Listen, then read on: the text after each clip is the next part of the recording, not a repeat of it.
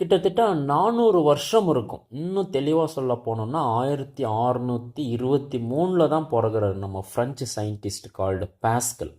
அவர் இந்த ஃப்ளூயிட்னால் உருவாகிற அந்த ப்ரெஷரோட பிஹேவியரை பற்றி ஆராய்ச்சிகள் பண்ணிக்கிட்டு இருக்காரு. அப்படி பண்ணும்போது அவர் ஒரு வித்தியாசமான ஒரு விஷயத்தை நோட் பண்ணுறாரு. அதுதான் பாஸ்கல் லா. அவரை தான் கண்டுபிடிச்சார். ரைட். சரி, பாஸ்கல் லா என்ன தான் சொல்லுதுன்னா, ஒரு ஃப்ளூயிடில் ஒரு பாயிண்டில் நம்ம ப்ரெஷர் சேஞ்ச் பண்ணோன்னா அந்த ப்ரெஷரோட மேக்னிடியூடு மாறாமல் எல்லா இடத்துலையும் டிரான்ஸ்மிட் ஆகும் அப்படிங்கிற அந்த விஷயத்தை அவர் கண்டுபிடிக்கிறார். சரி, பாஸ்கல்லாம் ஒரு பாயிண்டில் ப்ரெஷரை சேஞ்ச் பண்ணோன்னா அதோட மேக்னிடியூடு மாறாமல் எல்லா இடத்துலையும் டிரான்ஸ்மிட் ஆகும்னு சொல்லிட்டாரு. இப்போது மாடர்ன் டே லைஃப்பில் அந்த பாஸ்கல்ஸ் லாவோட அப்ளிகேஷன், அதனுடைய பயன் என்ன அப்படின்றத தான் நம்ம இந்த வீடியோவில் அனலைஸ் பண்ண போகிறோம். ரைட். சி, ஃபார் எக்ஸாம்பிள், நான் காரில் போய்கிட்டு இருக்கேன். திடீர்னு கார் பிரேக் டவுன் ஆகிட்டு ஏதோ ரிப்பேர் ஆயிடுச்சு. நான் என்ன பண்ணுவேன், பக்கத்தில் இருக்கிற கேரேஜுக்கு தூக்கிட்டு போவேன். அப்படியே அவங்க கேரேஜுக்கு எடுத்துகிட்டு போகும்போது என்ன பண்ணுவாங்கன்னா, அந்த காரை லிஃப்ட் பண்ணுவாங்க. லிஃப்ட் பண்ணணுன்னா என்ன, நம்ம ஹைட்ராலிக் லிஃப்ட்டை நம்ம யூஸ் பண்ணணும். நம்ம காரை வெறுமனே கையால் அவ்வளோ பெரிய வெயிட்டை தூக்க முடியாது. அதுக்குன்ட்டு ஒரு ஹைட்ராலிக் லிஃப்ட் இருக்குது. அதை வச்சு தான் நம்ம அவங்க அதை லிஃப்ட் பண்ணி அதில் என்ன ஃபால்ட் இருக்குன்னு கண்டுபிடிப்பாங்க. ரைட்டா? இப்போது அந்த ஹைட்ராலிக் லிஃப்ட் எப்படி வேலை செய்யுதுன்னு நம்ம பார்ப்போம் by using Pascal's law. Right. See, என்கிட்ட ஒரு ஹைட்ராலிக் லிஃப்ட் ஸ்ட்ரக்சர் இருக்குது. ஸோ அது 2 பிஸ்டன் இருக்குது. இது பிஸ்டன் 1, இது பிஸ்டன் 2. ரைட். பிஸ்டன் 1ஓட ஏரியா A1, சின்ன ஏரியா. பிஸ்டன் 2ஓட ஏரியா A2, அது பெரிய ஏரியா. அதான் வாட்டர் நிரப்பியிருக்கேன். இப்போது இந்த காரை நான் லிஃப்ட் பண்ணணும். ரைட். இந்த காரோட வெயிட் பார்த்தீங்கன்னா அப்ராக்சிமேட்டாக ஒரு 10,000 kg இருக்குன்னு வச்சுப்போம். 10,000 நியூட்டன் இருக்குன்னு வச்சுப்போம். அதோட மாஸ் 1000 kg வச்சுப்போம். 1000 kg. அதோட மாஸ் 1000 kgனா வெயிட் என்ன இருக்கும், 9.8 மல்டிப்ளை பண்ணும். விச் மீன்ஸ் 10 மல்டிப்ளை பண்ணால் 10,000 நியூட்டன் தேவைப்படும். அப்போது இங்கே இருக்கிற இந்த காரை லிஃப்ட் பண்ணணும்னா 10,000 நியூட்டன் ஆஃப் ஃபோர்ஸ் நமக்கு தேவைப்படும். அப்போ நம்ம கையால் வெறுமனே 10,000 நியூட்டனை நம்ம கிரியேட் பண்ண முடியாது. அதுக்கு எக்ஸ்டர்னலாக நம்ம வேறு ஒரு விஷயத்தின் மூலமாக தான் நம்ம லிஃப்ட் பண்ண முடியும். கரெக்டாக? இப்போது ஃபார் எக்ஸாம்பிள், நான் இங்கே இந்த பிஸ்டன் 1ல் 100 நியூட்டன் கொடுக்குறேன். 100 நியூட்டன் மட்டும்தான் கொடுக்குறேன்.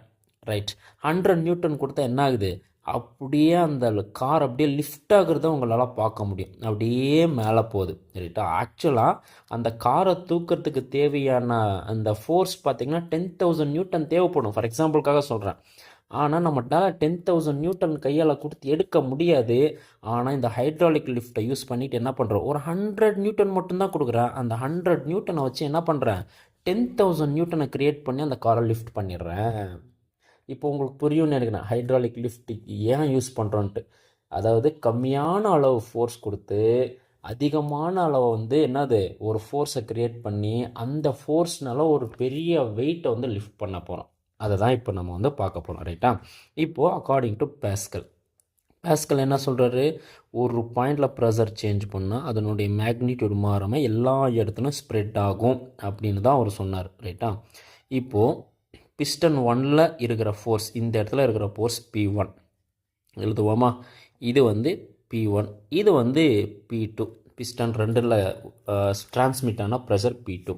அக்கார்டிங் டு பாஸ்கல் என்ன சொல்கிறாரு, P1 is equal to P2. Right. Pressure எல்லா இடத்துலையும் சேமாக இருக்கும். இப்போ ப்ரெஷருக்கு உண்டான ஃபார்முலா என்ன, F/A, which means F1/A1. Right. F1 அப்படிங்கிறது என்னது, நான் அப்ளை பண்ண போகிற ஃபோர்ஸ். 100 நியூட்டன் அப்ளை பண்ண பார்த்தீங்களா, அந்த ஃபோர்ஸ். A1 இந்த சின்ன ஏரியா ஈக்குவல் டு ப்ரெஷர் 2 என்ன எழுதலாம், F2/A2ன்னு எழுதலாம்.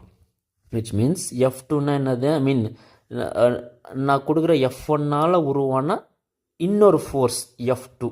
ரைட்டா? ஸோ நான் F1 தான் கொடுக்குறேன். F2 எனக்கு தெரியல, அது உருவாகிற ஃபோர்ஸ். அதனால் என்ன பண்ணுறேன், F2 நம்ம கண்டுபிடிக்கலாமா. F2 இஸ் ஈக்குவல் டு, இது மேலே கொண்டு வந்தோம்னா A2/A1 இன்ட்டு F1ன்னு எழுதலாம்.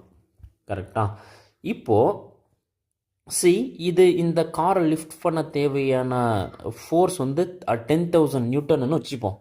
ஆனால் நான் கொடுக்க போகிற ஃபோர்ஸ் என்னது 100 நியூட்டன் தான் கொடுக்க போகிறேன். இது மேத்தமேட்டிக்கலாக எப்படி நம்ம புரிஞ்சுக்கிறதுன்னு பார்ப்போம்.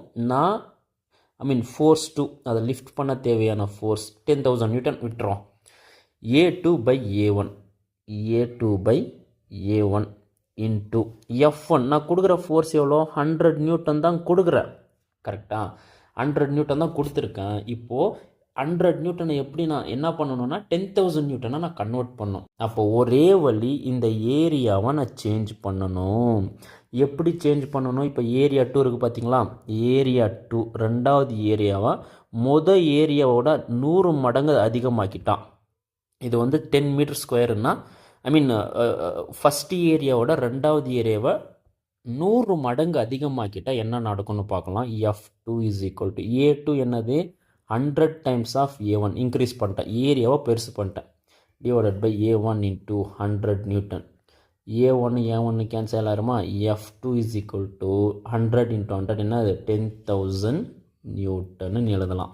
ஸோ நான் கம்மியான அளவு, அதாவது 100 நியூட்டனை ஃபோர்ஸை கொடுத்து 10,000 நியூட்டனை க்ரியேட் பண்ணிவிட்டு அதனால் அந்த பெரிய காரை வந்து லிஃப்ட் பண்ணிட்டேன். ஸோ நம்ம வந்து ஏரியாவை இன்க்ரீஸ் பண்ணுறதுனால அங்கே உருவாகிற ஃபோர்ஸையும் நம்மளால் இன்க்ரீஸ் பண்ண முடியும். இந்த A2/A1 இருக்குது பார்த்தீங்களா, இதுக்கு பேர் தான் வந்து மெக்கானிக்கல் அட்வான்டேஜ்னு சொல்லலாம். ரைட். ஸோ அதே மாதிரி இந்த ஏரியா ஒருவேளை இந்த பிஸ்டன் இருக்குது பார்த்தீங்களா, இதை வந்து ஒரு சர்க்குலர் ஷேப்பில் நம்ம யூஸ் பண்ணோன்னா மறுபடியும் இந்த ஃபார்முலாவை வந்து நம்ம ரீஅரேஞ்ச் பண்ணலாம். என்னென்னா F2 = πr2² / πr1² into F1 எழுதலாம். பையும் கேன்சல் ஆயிரும். F2 = r2² / r1² into F1 எழுதலாம். ஃபார்முலாவை வந்து நம்ம வந்து மேத்தமெட்டிக்கலாக எப்படி வேணாலும் ரீஅரேஞ்ச் பண்ணலாம் பிள்ளைங்களா. It is up to us only. So this is Pascal's law. Really, if you like this video, please support us and subscribe. Thank you so much.